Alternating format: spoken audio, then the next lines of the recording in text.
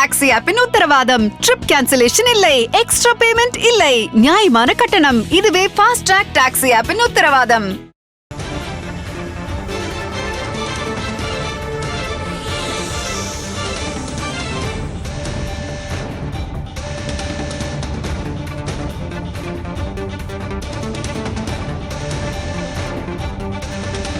அமைச்சர்களுக்கு எதிரான வழக்கை தாமாக முன்வந்து விசாரணைக்கு எடுத்ததில் என்ன தவறு என்று கேள்வி எழுப்பியுள்ளது உச்சநீதிமன்றம். முடித்து வைக்கப்பட்ட சொத்து குவிப்பு வழக்கை தானாக முன்வந்து விசாரணைக்கு எடுத்த சென்னை உயர்நீதிமன்றத்தின் உத்தரவுக்கு எதிராக அமைச்சர்கள் KKSSR ராமச்சந்திரன், தங்கம் தென்னரசு ஆகியோர் தொடுத்த மேல்முறையீட்டு மனு மீதான விசாரணையின் போது இந்த கேள்வியை எழுப்பியிருக்கிறது உச்சநீதிமன்றம்.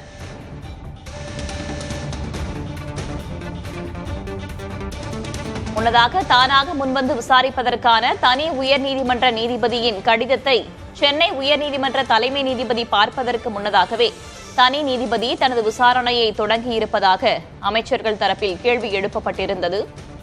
இது தொடர்பான வழக்கு விசாரணையின் போது வழக்கை விசாரணைக்கு எடுத்ததில் என்ன தவறு என்று உச்சநீதிமன்ற நீதிபதிகள் கேள்வி எழுப்பியுள்ளனர். கூடுதல் தகவல்களை வழங்குவதற்காக செய்தியாளர் நிரஞ்சன் இணைந்திருக்கிறார். அவரிடம் கேட்கலாம். நிரஞ்சன், முடித்து வைக்கப்பட்ட சொத்து குவிப்பு வழக்க தானாக முன்வந்து விசாரணைக்கு எடுத்த சென்னை உயர்நீதிமன்ற உத்தரவுக்கு எதிராகத்தான் வழக்கு. இந்த வழக்கு விசாரணையின் போது என்னென்ன வாத பிரதிவாதங்கள்லாம் முன்வைக்கப்பட்டன, நீதிபதிகள் தரப்புல என்னென்ன கேள்விகள் எழுப்பப்பட்டன?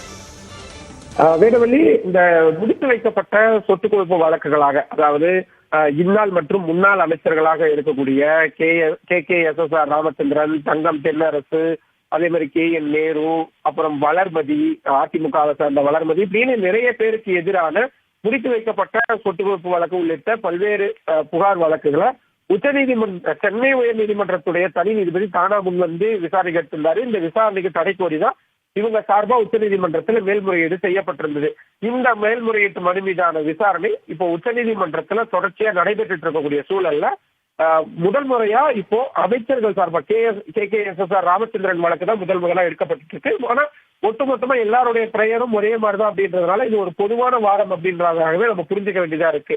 இதுல அவங்க முக்கியமா சொல்லியிருக்கிறது, அதாவது அமைச்சர்கள் சார்பா சொல்லியிருக்கிறது, தானாக முன்வந்து விசாரிப்பதற்கு தனி நீதிபதி வந்து கடிதத்தை சென்னை உயர் நீதிமன்ற தலைமை நீதிபதிக்கு கொடுத்திருக்கிறாரு. ஆனா அதை அவர் பார்க்கறதுக்கு முன்னாடியே தனி நீதிபதி தனது விசாரணையை தொடங்கி இருக்கிறாரு. இதை எப்படி நம்ம ஏத்துக்க முடியும்? ஒரு தலைமை நீதிபதியுடைய ஒரு அனுமதிக்காக காத்திருக்க கூட முடியாதா இவரால? அட்லீஸ்ட் அதை அவர் பார்க்கிற வரைக்கும் மாதிரி காத்திருக்க முடியாதா அப்படின்ற கேள்வி எழுப்பப்பட்டிருக்கு. வேதவள்ளி, நம்ம ஞாபகம் இருக்கணும், நம்ம சனிக்கிழமை இரவே இந்த தகவலை புதிய தலைமுறை பிரத்யேகமான செய்தியா நம்ம வெளியிட்டிருந்தோம். சென்னை உயர் நீதிமன்ற பதிவாளருடைய இந்த பதில் மனுவை நம்ம முன்கூட்டியே செய்தியா வெளியிட்டிருந்தோம். கிட்டத்தட்ட அதுல இருக்கக்கூடிய நம்ம செய்தியா வெளியிட்ட விஷயங்கள்ல இருக்கக்கூடிய சாராம்சங்கள் எல்லாம் இப்போ அமைச்சர்கள் சார்பா தங்களது வாதங்களா முன்வச்சிட்டு இருக்கிறாங்க. அது மட்டும் இல்லாம தானாக முன்வந்து ஒரு வழக்கினை விசாரிப்பதற்கு ஒரு முறை இருக்கு, ஒரு ப்ரொசீஜர் அப்படின்றது இருக்கு. ஆனால் எதையுமே தனி நீதிபதி பின்பற்றல அப்படின்ற ஒரு வாதத்தையும் அமைச்சர்கள் சார்பா முன்வைக்கப்பட்டது. அப்போ நீதிபதிகள் அப்படின்னா ஊழல் வழக்குகளை எதிராக விசாரிக்கிறதுக்குன்னு ஒரு குறிப்பிட்ட ரோஸ்டர்னா அவங்கதான் தலைமை வகிப்பாங்க. அப்படியான ஒரு ரோஸ்டரா தான் இந்த தனி நீதிபதி இருக்கிறாரு. அப்படின்னா அவர் இந்த வழக்கு விசாரணைக்கு எடுத்துக்கிட்டதுல என்ன தவறு இருக்கு? அவருடைய ஜூரிஸ்டிக்ஷன், அவருடைய அதிகார வரம்பை மீறி அவர் எடுத்துக்கல. தனி நீதிபதியோட வரம்பு அப்படின்றது MP MLAக்களுக்கு எதிரான ஊழல் குற்றச்சாட்டுகளை விசாரிக்கக்கூடிய ஒரு நீதிபதியா தான் அவர் இருக்கிறாரு. சென்னை ஹைகோர்ட்டுடைய தலைமை நீதிபதி அதுக்காக தான் அவர் அசைன் பண்ணி இருக்கிறாரு. அப்படி இருக்கும் பொழுது அவர் அந்த வழக்கு விசாரணைக்கு எடுத்துக்கிறதுல உங்களுக்கு என்ன பிரச்சனை? மோரோவர் இதுல எந்த விதமான ஆர்டரும் பிறப்பிக்கப்படல. ஒரு ஸ்டார்டிங் இனிஷியல் ஸ்டேஜ்ல தான் இந்த ஹியரிங் இருக்கு. அதுக்குள்ளவே நீங்க எதுக்காக இதுக்கு தடை கோர்றீங்க? உங்களுக்கு ஏதாவது பிரச்சனை இருக்குது, உங்களுக்கு ஏதாவது விஷயம் இருக்குன்னா நீங்க சென்னை உயர் நீதிமன்றத்தை நாட வேண்டியது தானே அப்படின்னு நிறைய கேள்விகளை உச்சநீதிமன்ற நீதிபதிகள் தரப்புல கேட்டிருக்காங்க.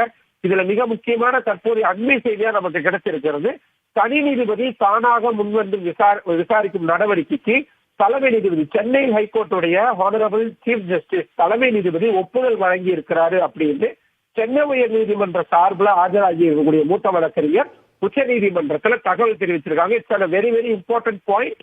இவங்க பிரச்சனையே தனி நீதிபதியுடைய அனுமதி கடிதத்தை ஹைகோர்ட்டுடைய சீஃப் ஜஸ்டிஸ் பார்க்கறதுக்கு முன்னாடியே விசாரணை எடுத்துக்கிட்டாங்க அப்படின்றதுதான். பட் இப்போ கொடுத்திருக்கக்கூடிய இன்ஃபர்மேஷன் படி தனி நீதிபதியுடைய அந்த அனுமதி கடிதத்துக்கு ஒப்புதலை வழங்கிட்டாரு. It had been approved by honourable high court, chief justice of high court என்ற வாதத்தை முன்வைத்திருக்காங்க. சென்னை உயர் நீதிமன்றத்துடைய தலைமை நீதிபதி இந்த தலைமை நீதிபதி தனி நீதிபதியுடைய முடிவுக்கு ஒப்புதல் வழங்கி இருக்கிறார் அப்படின்ற விஷயம் சொல்லியிருக்காங்க. சோ தொடர்ந்து வாதங்கள் நடந்துட்டு இருக்கு வேதவல்லி. வாதத்தின் உத்தரவின் அடுத்த கட்ட விவரங்களை அறிவதற்காக மீண்டும் தொடர்பு கொள்கிறோம் நிரஞ்சன். தற்போதைய தகவல்களுக்கு நன்றி. ஃபாஸ்ட் ட்ராக் டாக்ஸி ஆப்பின் உத்தரவாதம். ட்ரிப் கேன்சலேஷன் இல்லை, எக்ஸ்ட்ரா பேமெண்ட் இல்லை, நியாயமான கட்டணம். இதுவே ஃபாஸ்ட் ட்ராக் டாக்ஸி ஆப்பின் உத்தரவாதம்.